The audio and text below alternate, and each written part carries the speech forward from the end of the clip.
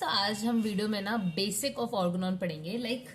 अगर आप ऑर्गेनॉन की बुक पढ़ोगे और उसमें जो जैसे अगर ये कुछ भी जो वीडियो है आज की वो ना बेसिकली कुछ कॉलेज के यूनिवर्सिटी एग्जाम के पॉइंट ऑफ व्यू से नहीं होगा, बेसिक नॉलेज के पॉइंट ऑफ व्यू से होगा कि आप कितना जानना चाहते हो ऑर्गेनॉन को। और उससे रिलेटेड है ये बेसिक, ये जितनी भी चीजें बताऊंगी मे बी एक्स्ट्रा ही चीजें होंगी जो कि मे बी आपसे कोई पूछेगा नहीं, हो सकता है ज्यादा हुआ तो वाइवा में कोई पूछ ले, पर ये पेपर में नहीं पूछी जाती ऐसी चीजें। पर ये चीजें पढ़ना कितना इंटरेस्टिंग होता है और इसी से हम और ज्यादा क्लोज हो पाते हैं इस पैथी से। तो दैट इज वाई मैंने सोचा कि आप लोगों को इसके बारे में बताया जाए। सबको पता है ऑर्गेनॉन बुक होती क्या है, पर उसको और ज्यादा डीप में समझने की कोशिश करेंगे कि उसके पीछे की हिस्ट्री क्या थी, कैसे ये बुक आज तक इतनी ज्यादा सिद्ध है कि मतलब अभी तक इसको मतलब अनप्रूव करने वाला कोई नहीं है। तो ऐसी चीजें हम आज देखने वाले हैं और बिल्कुल बेसिक देखेंगे कि ऑर्गेनॉन बुक है क्या, इसमें जो फॉरिजम्स है उनके मतलब क्या है, फुटनोट के मतलब क्या है, इसकी हिस्ट्री क्या थी ऑर्गेनॉन की, इसके इतने एडिशंस क्यों बने, हर एडिशन में क्या डिफरेंट था और 6th एडिशन में क्या चीजें हैं, मतलब सब कुछ हम देखेंगे बिल्कुल डिटेल में। और मे बी ये वीडियो बड़ी हो जाए लेकिन बहुत ज्यादा इंटरेस्टिंग होगी ये वीडियो। और आप बताना आपको कैसी लगी, अगर और ऐसी वीडियोस चाहिए होगी तो मुझे बताना भी, ठीक है। तो अब स्टार्ट करते हैं। सबसे पहले तो हम बिल्कुल बेसिक पे जाते हैं कि ऑर्गेनॉन है क्या, ठीक है। तो इसके लिए ना और एक और चीज, मुझे कुछ लोगों ने बोला कि ऐसे राइटिंग समझ नहीं आती, तो यार मैंने ये नोट्स ना बना लिए हैं, तो इसके बाद जो मैं नोट्स बनाऊंगी उसको मैं थोड़ा सा क्लियर बनाने की कोशिश करूंगी। पर अभी यार इसी से थोड़ा काम चला लो, आगे मैं ध्यान रखूंगी, ठीक है। तो सबसे पहले ऑर्गेनॉन क्या है। तो organon, the term organon is etymologically derive from Greek word organon, ठीक है। इसको ऑर्गेनॉम वर्ड से डिराइव किया गया है जिसका मतलब है मीनिंग द टूल और इंस्ट्रूमेंट, ठीक है। इसका मतलब है कि टूल या इंस्ट्रूमेंट, ठीक है। ऑर्गेनॉन का बेसिक मतलब अगर जानो ना तो इसका मतलब होता है कोई टूल या इंस्ट्रूमेंट होना, ठीक है। The term first use by disciple of Aristotle, ठीक है। तो ये ऑर्गेनॉम जो वर्ड है ना, ऑर्गेनम, इसको एक एरिस्टोटल के एक डिसाइपल थे उन्होंने सबसे पहले यूज किया और to sum up various treaties on logic under one heading that is Organon, ठीक है। तो उन्होंने एक मतलब जैसे एरिस्टोटल थे, उन्होंने अपने लॉजिक्स थे, उनके लॉजिक्स की एक बुक को समराइज करने के लिए एक बुक का नाम रखा था ऑर्गेनॉन, ठीक है। उसके डिसाइपल ने रखा था, ठीक है। तो फर्स्ट इसकी हिस्ट्री वहां से होती है, डिराइव्ड ये वर्ड वहां से, ठीक है। So it is a tool for scientific and philosophical discussion, ठीक है। तो अगर कोई पूछे कि ऑर्गेनॉन है क्या, तो it is a tool for scientific and philosophical discussion, ठीक है। आफ्टर दैट इसके बाद जो ऑर्गेनॉन वर्ड है वो लॉर्ड फ्रांसिस बेकन ने यूज किया था। उन्होंने एक बुक लिखी थी, wrote a book on a logic named Novum Organum, ठीक है। और जो लॉर्ड फ्रांसिस बेकन है ना, उसको हम फादर ऑफ इंडक्टिव लॉजिक भी कहते हैं, ठीक है। तो उन्होंने एक बुक लिखी थी लॉजिक्स पे जिसका नाम था नोवम ऑर्गेनम, ठीक है। Novum Organum sive indicia vera de interpretation natura, ये पूरा नाम था, ठीक है। इसका असली मतलब क्या है, इंग्लिश में अगर इसको ट्रांसलेट करें तो इसका मतलब है न्यू ऑर्गेनॉन और the direction concerning the interpretation of nature. तो इन्होंने एक बुक लिखी थी जिसमें भी जो टर्म ऑर्गेनॉन वर्ड यूज किया गया था, ठीक है। इसके अलावा everything return is based on logic and the treatise is based on experiment and not on conjectures, ठीक है। तो इस बुक में कुछ भी चीजें लिखी थी ना वो बिल्कुल लॉजिक पे बेस्ड थी और कुछ मतलब एक्सपेरिमेंट्स पे बेस्ड थी, ऐसा नहीं कि कुछ भी हवा वाली बातें लिखी गई है, ठीक है। इसके बाद ऐसे लिखा जाता है ना, जैसे आपने पढ़ा होगा कि ऑर्गेनॉन का पहले जो नाम था वो कुछ और था। ये जो हमारी बुक है इसका नाम पहले बहुत बार चेंज भी हुए हैं, ठीक है। तो वो मैं आपको पहले बताती हूँ कि क्या नाम था। पहले हम इसके एडिशन एक बार देख लेते हैं। तो आप सबको पता है फर्स्ट एडिशन जो था ना उसका नाम क्या था, पहले अगर जर्मन नाम अगर देखें तो उसका फर्स्ट एडिशन का नाम था ऑर्गेनॉन डेल रैशनलेन हेलेकुंडे, ठीक है। जिसका इंग्लिश का अगर ट्रांसलेशन देखें तो उसका मतलब होता है organon of rational art of healing या instrument of knowledge of rational medical science according to law of homeopathy, ठीक है। तो ये इंग्लिश टाइटल है, ठीक है। तो ये पहले ये नाम था, उसके बाद इस नाम को चेंज करके सेकेंड एडिशन में इसका नाम ऑर्गेनॉन डर हेलिकुंटे, जिसका मतलब ऑर्गेनॉन ऑफ हीलिंग आर्ट, ठीक है, ये रखा गया। पहले रैशनल था फिर हीलिंग आर्ट रख दिया, रैशनल वर्ड हटा दिया गया, ठीक है। इसके बाद ये वर्ड भी हटा के ऑर्गेनॉन ऑफ हीलिंग आर्ट। तो ये ना ऐसे चेंजेस होते रहे, ठीक है। तो हम ये भी देखते हैं कि ये चेंजेस क्यों हुए। उससे पहले हम देख लेते हैं इसके कितने एडिशंस आए थे। तो ऑर्गेनॉन के टोटल 6 एडिशन आए थे जिसमें से 5 जो थे वो हेनमैन जो थे उनके डेथ से पहले आए थे और जो एक लास्ट एडिशन है वो 6th एडिशन वो हेनमैन जी के डेथ के बाद आया था, ठीक है। फर्स्ट एडिशन जो था वो टॉर्गो एक जगह है वहां पे सबसे पहले मतलब वहां से पब्लिश हुआ है। इसका ईयर ऑफ पब्लिकेशन है 1810 और इसमें नंबर ऑफ अफोरिजम्स कितने गिवन है 271, ठीक है। इसका टाइटल जर्मन में मैंने बताया जैसे आपको ऑर्गेनॉन डर रैशनले ने हेलिकुंडे, ठीक है। इंग्लिश में इसका मतलब होता है organon of rational art of healing, ठीक है। तो अब आप देखना कैसे इवोल्यूशन हो रहा है इसके टाइटल का भी, ठीक है। और इसको ट्रांसलेट किसने किया था इंग्लिश में? बाय सीई व्हीलर, ठीक है। इसके अलावा इसमें और भी चीजें एडेड थी, जैसे जो फर्स्ट एडिशन था उसमें और भी पेक्युलरिटीज थी, जैसे उसमें गैलेट्स पोएम था और बहुत सारी चीजें थी जो हम डिटेल में आगे करेंगे। जो भी चीजें होगी वो हम आगे देखेंगे, क्योंकि उसका इवोल्यूशन कैसे हुआ वो हम डिटेल में आगे देखने वाले हैं, ठीक है। इसके बाद सेकेंड एडिशन जो था वो लेप्जिग शहर में पब्लिश हुआ था और ईयर ऑफ पब्लिकेशन था 1890, ठीक है। इसमें जो नंबर ऑफ अफोरिज्म्स थे वो थे 315 और इसमें जो टाइटल था, जर्मन टाइटल, उसका नाम था ऑर्गेनॉन डेल हेरिकुंस, जिसका इंग्लिश टर्म है ऑर्गेनॉन ऑफ हीलिंग आर्ट और instrument of knowledge of healing art, ठीक है। इसको ट्रांसलेट किया था इंग्लिश में बाय अर्नस्ट डी जॉर्ज ब्रुनहिल, ठीक है। ये चीज होगी। इसके बाद इसका जो थर्ड एडिशन था उसका जो ईयर ऑफ पब्लिकेशन था वो था 1824 और नंबर ऑफ अफोरिज्म्स उसमें 317 थे, ठीक है। इसके बाद इसका जो टाइटल था इंग्लिश में, तो इंग्लिश में था, उसका था ऑर्गेनॉन ऑफ हीलिंग आर्ट, ठीक है। और इसको इंग्लिश में ट्रांसलेट नहीं किया गया, ठीक है।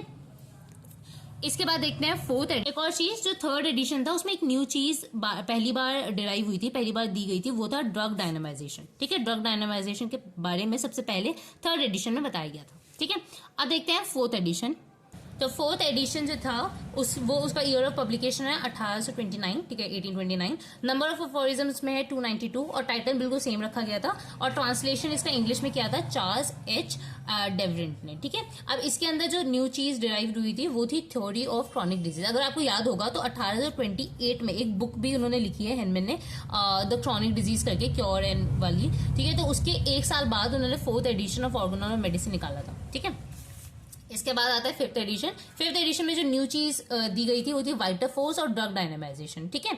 अब वाइटर फोर्स यहाँ पे बोला गया था, यहाँ पे वाइटर फोर्स, और जो सिक्स एडिशन में ना वाइटर फोर्स को चेंज करके वाइटर प्रिंसिपल रख दिया गया था, ठीक है।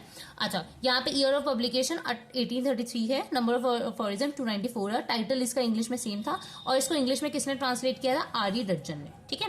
इसके बाद सिक्स एडिशन जो है उसके अंदर वाइटल फोर्स को वाइटर प्रिंसिपल कर दिया गया था और इसमें 50 मिलिसिमल स्केल इंट्रोड्यूस हुआ था। इसके अलावा ईयर ऑफ पब्लिकेशन 1921 है, पेरिस में, ठीक है।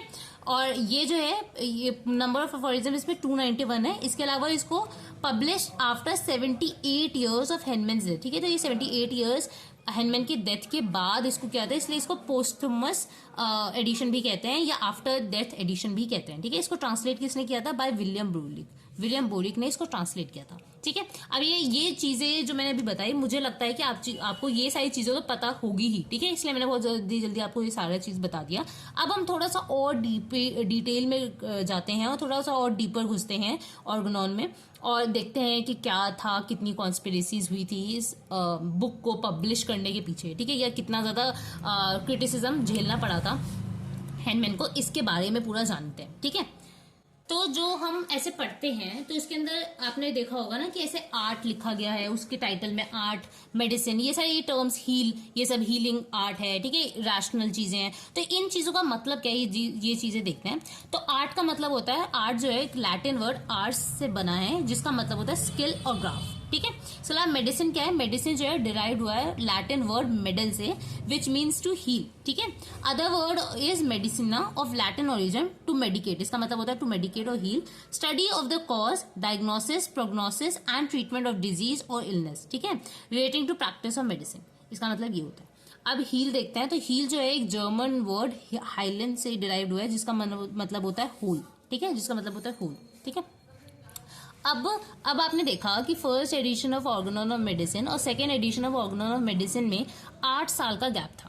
तो यहाँ पे हम ये पढ़ने वाले हैं कि first edition of Organon of medicine 1810 में आई, वैसे ही second edition of Organon of medicine 1819 में आई, ठीक है। तो इन दोनों के पब्लिश होने में 8 साल का गैप क्यों हुआ? इसके साथ साथ आपने एक और चीज देखी कि टाइटल का चेंज हुआ। तो इसके बारे में कि ऐसा क्यों हुआ, वाई, इसका आंसर हम जानने की कोशिश कर रहे हैं। तो आंसर ये कि जब ये first edition of Organon of medicine जब पब्लिश हुई थी ना, उसके बाद इसको बहुत ज्यादा क्रिटिसाइज किया गया था, ठीक है। और क्रिटिसाइज किसने किया था? He was heavily criticise by professor Baker. वैसे तो बहुतों ने किया था, पर he was very prominent to criticise, ठीक है, professor baker.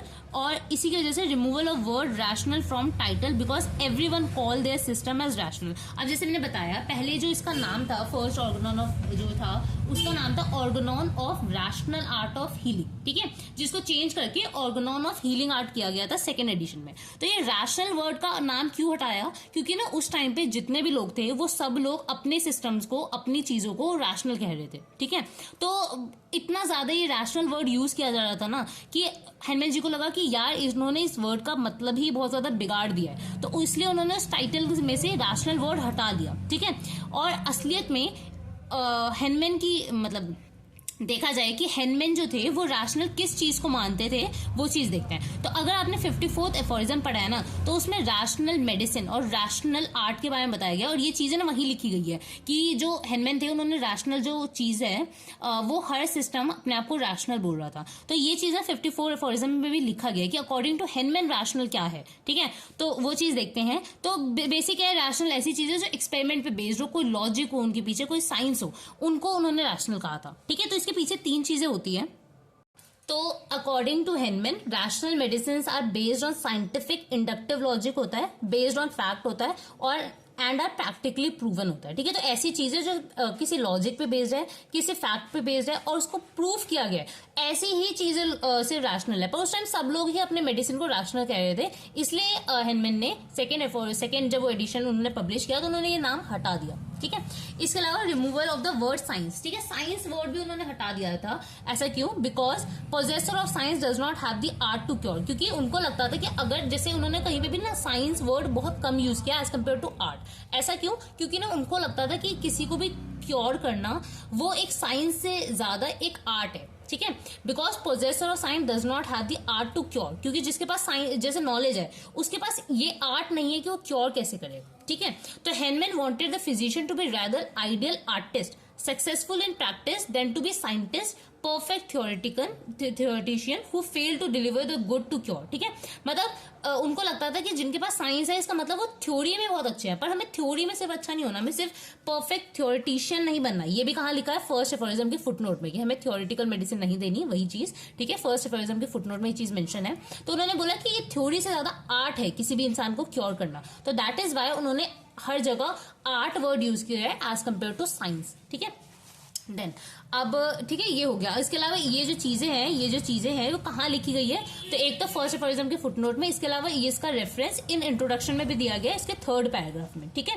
He was seeking not the consistency of theory but the success of art, ठीक है। तो वो कोई ये नहीं चाहते कि एक ही थ्योरी हर पे लगे, ये नहीं, ऐसा नहीं, वो आर्ट चाहते हैं। मतलब कोई आप में कला या स्किल होनी चाहिए एक पेशेंट को समझने के लिए। लाइक आपने ये भी सुना होगा ना, case taking is also an art, ठीक है। तो वो चीज आपको आनी चाहिए। ये नहीं कि आप थ्योरेटिकल मेडिसिन दे रहे हो, आपको सब पता है कि क्या डिजीज है, पर बाद में आप क्योर नहीं कर पा रहे, तो then you are not a good physician, ठीक है। ये हो गया। अब मैंने जैसे आपको बताया फर्स्ट एडिशन था उसमें गैलेट्स पोयम मेंशन थी, ठीक है। तो पहले तो हम देखते हैं गैलेट्स पोयम थी क्या, ठीक है, यहाँ मैंने लिखा हुआ है। और उसके बाद देखते हैं कि गैलेट्स पोयम ना सेकंड में हटा दी गई थी, और उसको हटाई किससे गई थी? ऑडे सेपेरे से, ठीक है। ऑडे सेपेरे उन्होंने टर्म यूज किया था, तो वो भी देखेंगे इसका मतलब क्या होता है, ठीक है। तो सबसे पहले गैलेट्स पोयम फर्स्ट एडिशन में था, जो मैं पढ़ के बताती हूँ क्या थी। बस 5 लाइनें थी।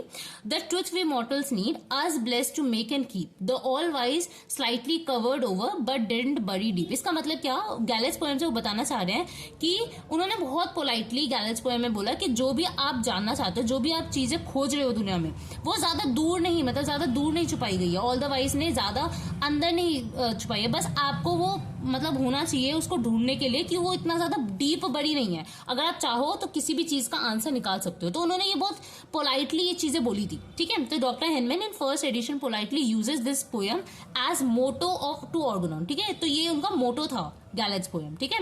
Explaining the truth we all humans the mortal begins need that will make up that will make her happy. The all wise has not buried deep but slightly covered. उन्होंने बोला था कि कोई भी चीज इतनी ज्यादा डिटेल में, इतनी ज्यादा अंदर नहीं छुपी है, अगर आप जानना चाहो तो कोई भी चीज आराम से खोज के निकाल सकते हो, ठीक है। तो उन्होंने बहुत पोलाइटली इस पोएम के थ्रू बताया था।